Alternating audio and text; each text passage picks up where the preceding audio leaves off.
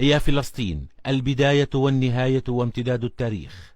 حفر أبو الأنبياء خليل الرحمن إبراهيم عليه السلام بئرا سميت بئر السبع، ثم انتقل ليعيش هنا حيث بنيت مدينة الخليل.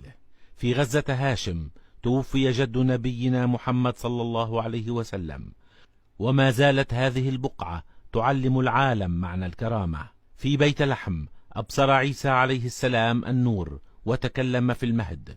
وإلى أريحة دخل العبرانيون الغزاة ليرتكبوا أول مجزرة بحق الإنسانية.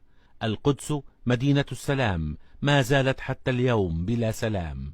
عاش سيدنا يوسف صغيرا في رام الله، وألقاه إخوته في البئر فيها. كانت الرملة عبق الجمال، ويافا عبق البرتقال، ومن شاطئها انطلق يونس عليه السلام إلى البحر. بيسان حكاية شعر، طبرية وبحيرتها منحتا الخصب والنماء لكل الأراضي المحيطة بها. هي بحر الجليل. جنين مدينة الجنائن، فاسمها بالكنعانية يعني عين الجنائن، وما زالت مصنع الرجال والثوار والمناضلين. هنا حيفا، هنا الميناء فيها شراع سفائن الكنعان بادي. الناصرة، هنا نصر المسيح على يهود، فناصرة ومنصور وفادي. سلام من ربى صفد إليها، وموعدنا اللقاء مع المعادي. هنا عكا قاهرة المعتدين، هنا فلسطين.